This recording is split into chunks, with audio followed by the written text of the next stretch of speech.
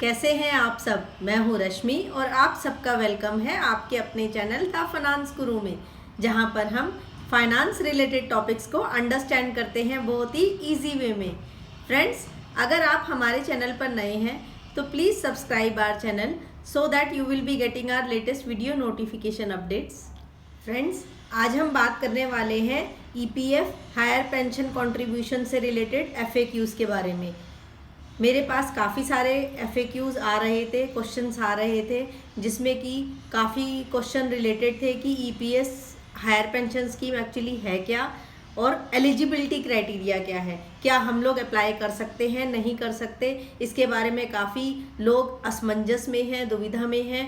तो मैं इस वीडियो में ये जानकारी देना चाहूँगी कि कौन कौन से लोग हायर पेंशन के लिए अप्लाई कर सकते हैं, और हम बात करेंगे कि हायर पेंशन कंट्रीब्यूशन का फॉर्मूला क्या रहने वाला है बेसिकली। और हम ये भी बात करेंगे हमें हायर पेंशन कंट्रीब्यूशन के लिए अप्लाई करना चाहिए या नहीं करना चाहिए, किन किन लोगों को ये ज़रूर अप्लाई करना चाहिए और कौन कौन से लोग इसको छोड़ सकते हैं। हम इस वीडियो में इस बारे में भी बात करेंगे और ये भी बात करेंगे कि सुप्रीम कोर्ट का जजमेंट आखिर कहता क्या है और क्या टाइमलाइन है, और इसके बारे में आगे फर्दर ईपीएफओ की तरफ से क्या क्या अपडेट्स आए हैं उसके बारे में भी बात करेंगे। इन नटशेल, अगर आपको ईपीएफओ हायर पेंशन से जुड़ी तमाम जानकारी चाहिए तो आपके लिए सिर्फ ये इकलौता वीडियो ही काफ़ी है।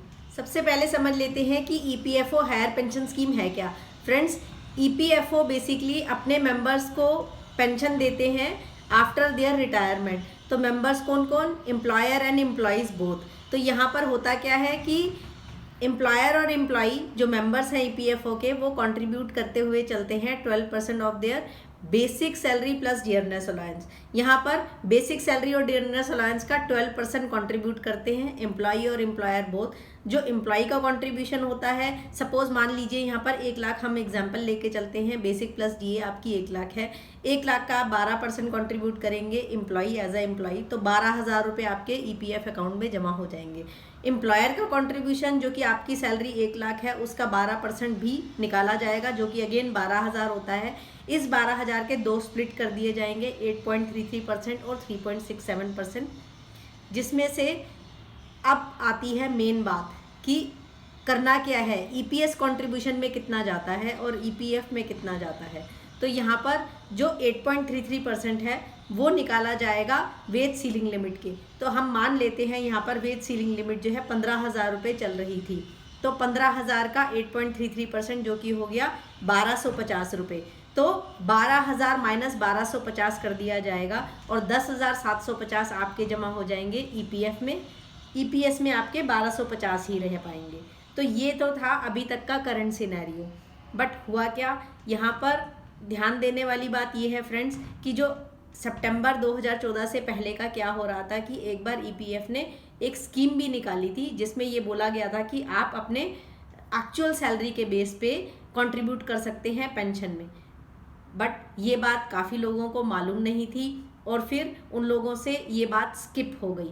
ईपीएफओ ने अपनी तरफ से तो टाइम भी दिया था कि आप 1 सितंबर 2014 जब 15,000 की जब बेस सीलिंग लिमिट कर दी गई थी, आपको याद होगा, तब ईपीएफओ ने ये बोला था कि आप जॉइंट एप्लीकेशन फॉर्म जमा करा दीजिए अगर जिसको भी अपनी एक्चुअल वेजेस के बेस पे पेंशन में कंट्रीब्यूशन करना है। तो कुछ लोगों ने अप्लाई किया था जॉइंटली एप्लीकेशन फॉर्म में उस वक्त, जिसकी टाइमलाइन थी 28 फरवरी 2015 तक। बट काफ़ी लोगों को ऐसा मालूम ही नहीं था। और उसके बाद आपको मालूम ही है कि 1 सितंबर 2014 एंड ऑनवर्ड से 15,000 तक की कैप लगा दी गई थी वेज सीलिंग लिमिट, जो कि उससे पहले 6500 और उससे पहले 5,000 रही होगी।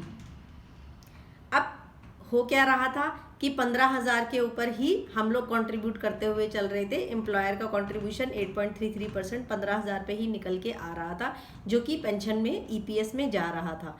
तो कुछ लोगों ने विरोध किया और हाई कोर्ट में एप्लीकेशन लगा दी कि हमें भी मौका मिलना चाहिए था, हमें इस स्कीम के बारे में पता ही नहीं था और हमें भी एक्चुअल वेज के ऊपर हम पेंशन कंट्रीब्यूशन का हमें भी मौका दिया जाना चाहिए। जिसको फर्दर जो है सुप्रीम कोर्ट में ऑर्डर आया 4 नवंबर 2022 में। सुप्रीम कोर्ट ने ये ऑर्डर फाइनली दे दिया कि ईपीएफओ को सफिशिएंट टाइम देना चाहिए लोगों को, जिससे कि वो लोग अगर इच्छुक हैं अपने एक्चुअल वेजेस का वो अगर कंट्रीब्यूट करवाना चाह रहे हैं पेंशन में, तो उनको एक मौका ज़रूर दिया जाना चाहिए। तो यहाँ पर ईपीएफओ ने इसीलिए सर्कुलर निकाल दिया था। आपको याद होगा अभी 20 फरवरी 2023 को ईपीएफओ ने सर्कुलर निकाला और बोला कि अब ये जो टाइमलाइन है, जो पहले की टाइमलाइन उन्होंने निकाली थी कि 3 मार्च तक की थी, उसको बढ़ा करके अब 3 मई कर दिया गया है। तो आप हायर पेंशन के लिए अप्लाई कर सकते हैं based on your actual wages. तो अगर यहाँ पर एक्चुअल वेज 1 लाख रुपए है, तो 1 लाख का 8.33% जो है एम्प्लॉयर साइड पे जो कंट्रीब्यूशन है वो 15,000 के ऊपर नहीं कैलकुलेट होगा। अब अगर आप जॉइंट एप्लीकेशन फॉर्म अप्लाई कर देते हैं हायर पेंशन के लिए, तो 1 लाख का 8.33% होता है 8,833 रुपये। तो यहाँ पर होगा क्या फ्रेंड्स, इंस्टेड ऑफ 1250 जो आपके ईपीएस में जा रहे थे, अब 8,333 जाएंगे। बट होगा क्या, कान यहाँ से पकड़ो या वहाँ से। उन्होंने क्या किया, 12,000 जो एम्प्लॉयर कंट्रीब्यूशन था उसमें से 8,333 रुपये माइनस कर दिए जाएंगे। तो होगा क्या, 3,670 रुपये के करीब आपके कंट्रीब्यूशन में जाएंगे ईपीएफ में। तो मतलब कि ईपीएफ में कम हो जाएगा और ईपीएस में बढ़ जाएगा अगर आप हायर पेंशन के लिए अप्लाई करते हैं तो। होप फ्रेंड्स आपको अभी तक ये बैकग्राउंड समझ आ गया होगा ईपीएस हायर कंट्रीब्यूशन का, कि क्या बैकग्राउंड था, पहले कैसे चल रहा था और कैसे लोगों ने एप्लीकेशन डाली और सुप्रीम कोर्ट का क्या जजमेंट आया और हमारी क्या टाइमलाइन है। तो टाइमलाइन है 3 मई 2023 तक।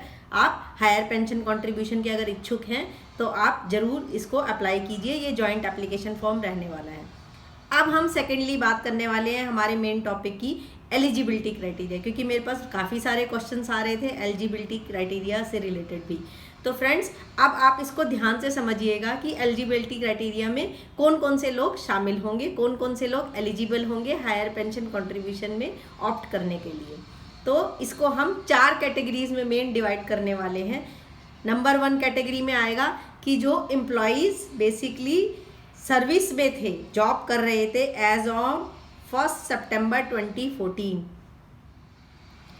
और जिन्होंने बेसिकली जॉइंट एप्लीकेशन फॉर्म उस वक्त भरी होगी 1 सितंबर 2014 से पहले भरी होगी, और या फिर जो 6 महीने का टाइम लाइन था जो मैंने अभी डिस्कस किया आप लोगों से, मतलब 28 फरवरी 2015 तक उस वक्त जॉइंट एप्लीकेशन फॉर्म भरी होगी और उस वक्त ईपीएफओ ने, कमिश्नर ने उस एप्लीकेशन को रिजेक्ट कर दिया होगा। तो फिर वो लोग अभी फिर से अप्लाई कर सकते हैं, जॉइंट एप्लीकेशन फॉर्म अप्लाई कर सकते हैं हायर पेंशन के लिए। होप फ्रेंड्स फर्स्ट क्लियर है आपको।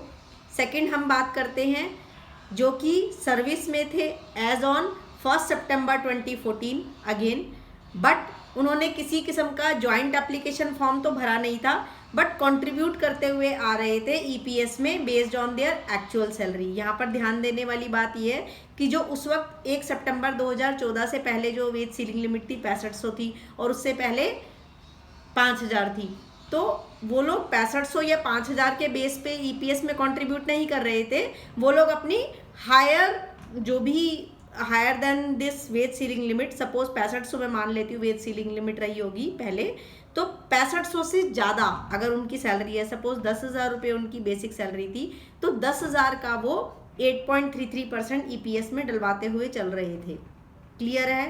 तो सेकंड हो गया कैटेगरी जो कि higher than the wage cap, wage ceiling limit से ज़्यादा कंट्रीब्यूट करते हुए चल रहे थे अपने पेंशन में, ईपीएस में, तो वो आज भी एलिजिबल हैं to apply for joint application form. वो अप्लाई कर सकते हैं, फॉर्म भर सकते हैं और हायर पेंशन के लिए अप्लाई कर सकते हैं। नाउ थर्ड कैटेगरी जब हम बात करेंगे वो है कि जो एम्प्लॉयज़ रिटायर हो चुके हैं बिफोर 1 सितंबर 2014 और उन्होंने अप्लाई किया था, जॉइंट एप्लीकेशन फॉर्म भरा था फॉर हायर पेंशन कंट्रीब्यूशन के लिए, और वो एप्लीकेशन रिजेक्ट हो गई थी बाय ईपीएफओ कमिश्नर के द्वारा। तो फिर ऐसे लोग भी एलिजिबल हैं और 3 मई तक एप्लीकेशन लगा सकते हैं। एंड फोर्थ कंडीशन जो एलिजिबिलिटी की है वो ये है कि अगर जो लोग 1 सितंबर 2014 से पहले रिटायर हो चुके हैं बट उन्होंने कभी अप्लाई ही नहीं किया, कभी जॉइंट एप्लीकेशन फॉर्म भरा ही नहीं हायर वेजेस के लिए, तो ऐसे लोग एलिजिबल नहीं बनते हैं। होप फ्रेंड्स मैंने चारों क्राइटेरिया आपसे बड़े क्लियरली डिस्कस किए हैं। होप अभी कोई क्वेश्चन नहीं बचा होगा और क्लैरिटी होगी आपको इस मामले में कि कौन कौन से लोग अप्लाई कर सकते हैं हायर पेंशन के लिए। फ्रेंड्स, यहाँ पर एक इम्पॉर्टेंट बात और भी है कि ईपीएफओ ने अपने फेब के सर्कुलर में ये क्लैरिटी बिल्कुल दी थी एलिजिबिलिटी क्राइटेरिया से रिलेटेड कि ऐसे लोग जो कि कंट्रीब्यूट करते हुए आ रहे थे higher than the wage ceiling limit के बियॉन्ड जाकर के कंट्रीब्यूट करते हुए आ रहे थे अपने ईपीएस पेंशन में, जो कि डिलीटेड पैरा 11 सब क्लॉज 3 के अंडर आता है। बट उन्होंने क्या किया, अमेंडमेंट जो हुई 2014 की, जो कि जब आपको याद होगा 15,000 का वेज सीलिंग लिमिट आ गया था, पहले इससे पहले 6500 चल रहा था। तो जैसे ही जब ये अमेंडमेंट आया था 2014 में 15,000 रहेगी अब वेज सीलिंग लिमिट, तो उसके साथ ही उन्होंने जो पैरा था 11 सब क्लॉज 3 का वो डिलीट कर दिया था। अब आप कहेंगे ये 11 सब क्लॉज 3 क्या है पैरा? तो ये पैरा बहुत ही सिंपल है, जिसमें कि ये बात की गई है कि आप एक्चुअल वेजेस के बेस पे अपना ईपीएस में कंट्रीब्यूट, पेंशन में कंट्रीब्यूशन करते हुए चल सकते हैं irrespective of ways ceiling cap. ठीक है, तो ये इस बात को सिंपल 11 पैरा 3 में सब क्लॉज 3 में बोला गया है।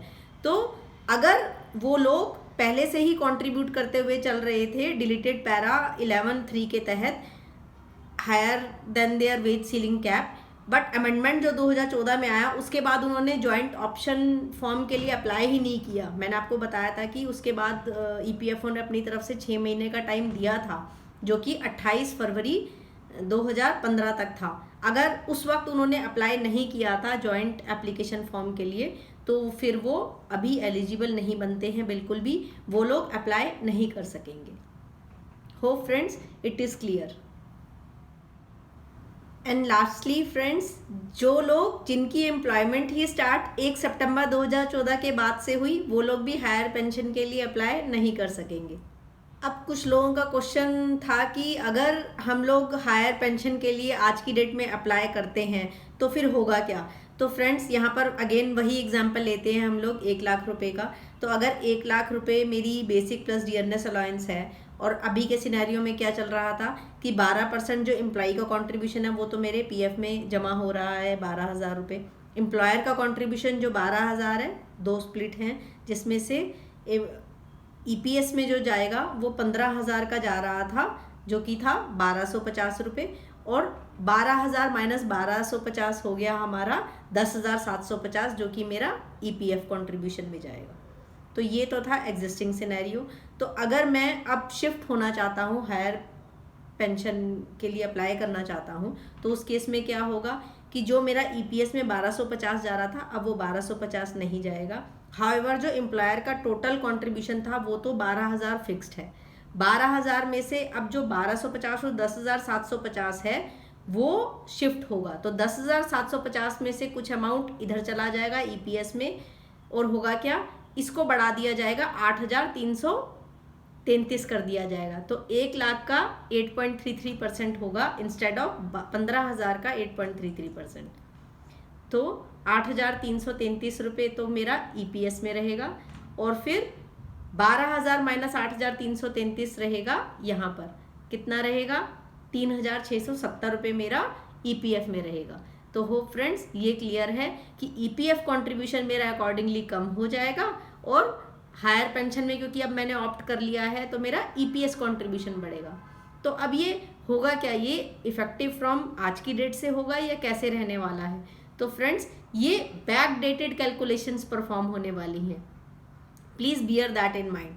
तो यहाँ पर होगा क्या, जब से आप मेंबर बने थे ईपीएफओ में, जब से आपका कंट्रीब्यूशन स्टार्ट हुआ था, वहाँ से अब तक का कैलकुलेशन परफॉर्म होगा, और हायर जो भी आपकी वेजेस रही होंगी higher than the wage ceiling limit, उस एक्चुअल बेसिक प्लस डीए के ऊपर ही परफॉर्म होंगी सारी कैलकुलेशंस। अगर आप आज की डेट में हायर पेंशन के लिए ऑप्ट करते हैं तो आपको मालूम होना चाहिए फ्रेंड्स कि आपके पीएफ में हर साल आपको ईपीएफओ इंटरेस्ट भी देता है। तो वो इंटरेस्ट की कैलकुलेशन भी बेसिकली जो भी इंटरेस्ट ईपीएफओ ने आपके खाते में क्रेडिट किया है वो सब आपसे ले लिया जाएगा, और सब अमाउंट कैलकुलेट करके देखा जाएगा, परफॉर्म किया जाएगा, क्योंकि आपको पता होगा कि ईपीएस में कोई इंटरेस्ट सरकार देती भी नहीं है। तो वो जो इंटरेस्ट है वो तो सरकार वापस ले लेगी, और जो ईपीएफ में से अमाउंट निकल करके आपके अकॉर्डिंगली ईपीएस के खाते में जाएगा। तो ये तो थी बेसिकली किस तरीके से मोटा माटी कैलकुलेशंस परफॉर्म होने वाली हैं। हाउएवर एक्चुअल कैलकुलेशंस का जो डिटेल है वो अभी ईपीएफओ ने जारी नहीं किया है, बट ओवरऑल मैंने आपको बता दिया कि इस तरीके से सिनेरियो रहेगा। अच्छा, कुछ लोगों का क्वेश्चन ये भी था, क्या हम अर्ली पेंशन के लिए अप्लाई कर सकते हैं? तो फ्रेंड्स, मैं आपको एक बात यहाँ पर बता दूँ कि पेंशन के लिए जो एलिजिबिलिटी क्राइटेरिया है वो ये होता है कि कम से कम आप 10 साल की सर्विस में रहे हों और ईपीएस के मेंबर रहे हों, बेसिकली ईपीएस में कंट्रीब्यूशन करते हुए चलते आ रहे हों कम से कम 10 साल के लिए, और 10 साल से ज़्यादा हो तो बहुत ही बढ़िया है। और रिटायरमेंट की एज जो है 58 ईयर्स है बेसिकली, उसके बाद से आपको पेंशन मिलना स्टार्ट होता है। बट कुछ केसेस में क्या होता है कि एम्प्लॉयज़ अगर वो अर्ली रिटायरमेंट के लिए, अर्ली पेंशन के लिए अप्लाई करना चाहते हैं तो वो अप्लाई कर सकते हैं, बट एटलीस्ट उनको उस वक्त कम से कम 50 साल की एज का होना चाहिए। अब हम बात कर लेते हैं जल्दी से कि किन लोगों को हायर पेंशन के लिए बेसिकली अप्लाई करना चाहिए और किन लोगों को नहीं। तो बेसिकली फ्रेंड्स, मैंने इसके बारे में एक पहले भी वीडियो शेयर किया था जिसमें मैंने डिटेल में बात की थी, बट मैं यहाँ पर समरी वे में बात करना चाहूँगी कि बेसिकली सबसे पहला पॉइंट तो यहाँ पर ये बनता है कि आपको ये मालूम होना चाहिए अगर आप हायर पेंशन के लिए अप्लाई करेंगे तो होगा क्या, आपका जो पीएफ में कंट्रीब्यूशन है वो अमाउंट अकॉर्डिंगली कम हो जाएगा और ये बैक डेटेड कैलकुलेशंस परफॉर्म होने वाली हैं। तो यहाँ पर होगा क्या, जितने भी आपको जो भी पीएफ अमाउंट के ऊपर इंटरेस्ट मिला है वो सब अब वापस होगा, सरकार के पास जाएगा। आपका जो इंटरेस्ट है अब आपको नहीं मिलेगा क्योंकि वो पीएफ अमाउंट में जुड़ा हुआ था, एक्यूमुलेटेड था। तो वो अमाउंट जो है अब हटा करके बैक डेटेड कैलकुलेशंस परफॉर्म होंगी, और होगा क्या, उसमें जितना भी हायर, जो भी higher than the wage ceiling limit उस वक्त रही होगी, जैसे 5,000 थी, 6500 थी, उसके बाद 15,000 हुई, उस वक़्त की आपकी एक्चुअल सैलरी कितनी थी उसके हिसाब से आपका ईपीएस कंट्रीब्यूशन निकाला जाएगा, कैलकुलेशंस परफॉर्म होंगी। और अब तक का कैलकुलेशन निकालने के बाद हो सकता है कि आपका पूरा ही पीएफ जो है जा रहा हो ईपीएस में, हो सकता है कि पूरा पीएफ जाने के बाद भी कुछ और अमाउंट सरकार आपसे मांगे कि भाई अभी भी भरपाई करनी होगी और ईपीएस कंट्रीब्यूशन में जमा कराने की ज़रूरत है, तो आपको अपने जेब से भी ईपीएस में कंट्रीब्यूशन कराना पड़ सकता है। बट ये डिपेंड करता है कि कितना कितना आपके पास सैलरी था उस वक्त का और कितना कंट्रीब्यूशन गया उस कैलकुलेशन के हिसाब से, तो ये डिपेंड करता है। और कैलकुलेशंस किस तरीके से होंगी और पूरी ट्रांसपेरेंसी अभी ईपीएफओ की तरफ से बाकी है। तो आपको ये ध्यान देना है यहाँ पर, अगर आप इस बात के लिए तैयार हैं कि आपके पीएफ को कम कर दिया जाए और ईपीएस को बढ़ा दिया जाए, तो आपको हायर पेंशन के लिए ज़रूर अप्लाई करना चाहिए, अदरवाइज़ नहीं। सेकंड सिनेरियो फ्रेंड्स ये बनता है, मैं आपको बता दूं यहाँ पर, कि पीएफ में तो आपको इंटरेस्ट भी मिल रहा था, बट ईपीएस में कोई इंटरेस्ट आपको नहीं मिलता, सरकार किसी किस्म का इंटरेस्ट नहीं देती है। तो फिर आप समझ लीजिए कि आपको क्या चाहिए, और अगर हायर पेंशन चाहिए तो आपको इंटरेस्ट बिल्कुल भी नहीं मिलेगा, ये बात ध्यान देने योग्य है। तीसरा पॉइंट फ्रेंड्स, कि आपके पास जब आप रिटायर होते हैं तो ईपीएफ का जो भी कॉर्पस मनी होता है, लमसम मनी होता है, वो आपको मिलता है। तो अगर आप हायर पेंशन के लिए अप्लाई करेंगे तो लमसम मनी तो बिल्कुल मिलेगा नहीं, वो तो ना के बराबर हो जाएगा, पीएफ में से अमाउंट ऑलरेडी कम कर दिया जाएगा। तो आपको ये देखना है कि आपकी प्रायोरिटी क्या है, कि आपको लमसम मनी चाहिए at the time of retirement, या फिर नहीं सरकार देती रहे आपको पेंशन तो चलेगा। तो ये डिपेंड करता है friends case to case basis पे, पर्सन टू पर्सन पे, कि आपकी क्या प्रायोरिटीज़ हैं, आपको क्या चाहिए उस हिसाब से। फोर्थ फैक्टर फ्रेंड, कि अगर आपको लमसम मिलता है, कॉर्पस मिलता है, तो फिर आप उसको कहीं इन्वेस्ट भी कर सकते हैं। आजकल तो काफ़ी अच्छे इन्वेस्टमेंट ऑप्शंस आए हुए हैं मार्केट में, आप उसको पैसे को इन्वेस्ट करके भी काफ़ी अच्छा रिटर्न ला सकते हैं। बट ये डिपेंड करता है कि आपको इन्वेस्टिंग आती है नहीं आती है, वो सब फैक्टर्स डिपेंड करते हैं, पर्सन टू पर्सन। अगेन मैं ये कहना चाहूँगी यहाँ पर, सरकार एक चीज़ और मैं बता दूँ कि जो आपको पेंशन देती है उस पर इंक्रीमेंट तो बिल्कुल देती नहीं है। तो जो पेंशन फिक्स मिलना शुरू हो गया, वो पेंशन आपको टिल यू लिव तब तक जो है ये मिलता रहेगा। और फिर उसके बाद क्या होगा, उसमें कोई भी आपको इंक्रीमेंट बिल्कुल नहीं मिलने वाला है। जो पेंशन डिसाइडेड है वही आपको मिलेगी। बट अगर आप लमसम कॉर्पस लेते हैं पीएफ के रूप में तो हो सकता है कि आप अच्छा रिटर्न कमा लें और उसमें आपको इन्फ्लेशन भी कवर होके चलेगा। And fifth and last point friends, मैं ये कहना चाहूँगी कि पेंशन में क्या होगा कि अगर आपकी प्रायोरिटी ये है कि नहीं मुझे पेंशन ही चाहिए, तो और अगर आपकी एज आपको लगता है कि आप बिल्कुल ठीक ठाक हैं, स्वस्थ हैं, सब ठीक चल रहा है और 80, 85, 90 इस साल तक तो अपना चलेगा, जीवन की गाड़ी चल लेगी, तो कोई दिक्कत भी नहीं है, तो आपको हायर पेंशन के लिए जाना चाहिए।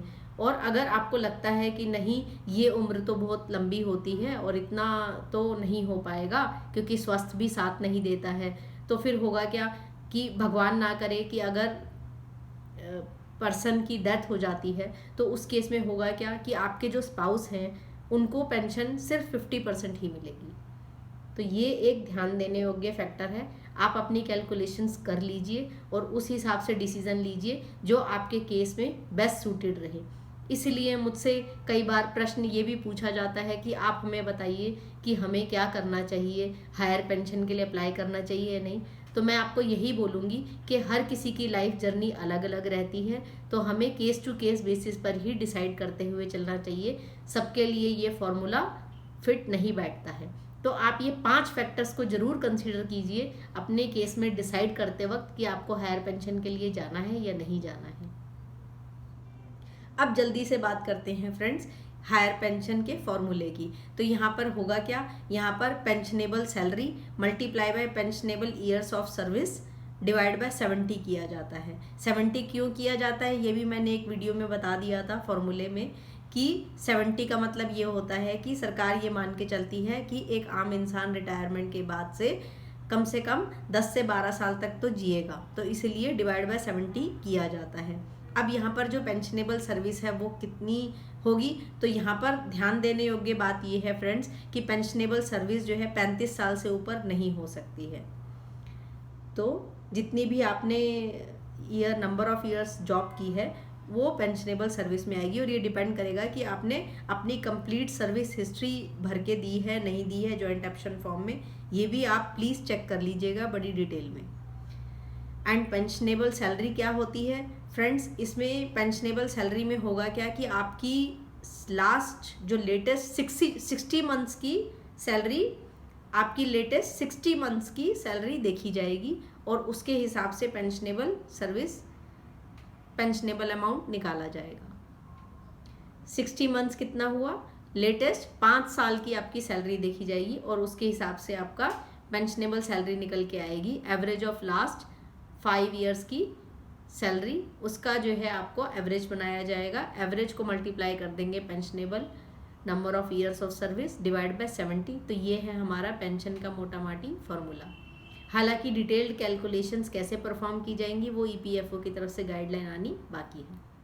फ्रेंड्स अभी ही 28 अप्रैल को अभी मेरे पास एक लेटेस्ट ईपीएफओ से एक बड़ा अपडेट आया है, जो कि है कि उन्होंने अभी अपने जॉइंट एप्लीकेशन फॉर्म में चेंजेस कर दिए हैं। जी हाँ, उन्होंने अपने जॉइंट एप्लीकेशन फॉर्म को सिंप्लीफाई कर दिया है और जो प्रूफ आपको याद होगा जो वो मांग रहे थे कि ईपीएफओ कमिश्नर की अप्रूवल लेकर के आनी थी, जॉइंट एप्लीकेशन फॉर्म के साथ लगानी थी, अब वो नहीं लगानी है क्योंकि केरला हाई कोर्ट ने तो ऑर्डर दे ही दिए थे। 12 अप्रैल को आपको याद होगा मैंने उसके लिए एक वीडियो भी बनाया था, लिंक मैंने डिस्क्रिप्शन बॉक्स में डाल दिया है फ्रेंड्स, आप उसको भी जाकर रेफर कर सकते हैं, जिसमें कोर्ट ने ये ऑर्डर किया था कि किसी प्रकार के भी कमिश्नर की अप्रूवल की आवश्यकता नहीं है, क्योंकि अगर वो higher than the wage ceiling limit already past में अप्लाई करते हुए चल रहे थे तो उस वक्त ईपीएफओ ने अप्रूवल क्यों नहीं मांगा था। अभी क्या इंटेंशन थी कि जो अप्रूवल लेकर के चल रहे हैं, मांग रहे हैं हायर पेंशन अप्लाई करते वक्त, तो ये कोई सेंस बनती नहीं है, इसलिए आप इस क्लॉज को हटाइए और ये प्रूफ नहीं चाहिए। तो ईपीएफओ मान भी गए थे और अभी लेटेस्ट जो अपडेट आ रहा है वो ये आ रहा है फ्रेंड्स मेरे पास कि अब इंस्टेड की ईपीएफओ कमिश्नर का अप्रूवल चाहिए, वो नहीं चाहिए।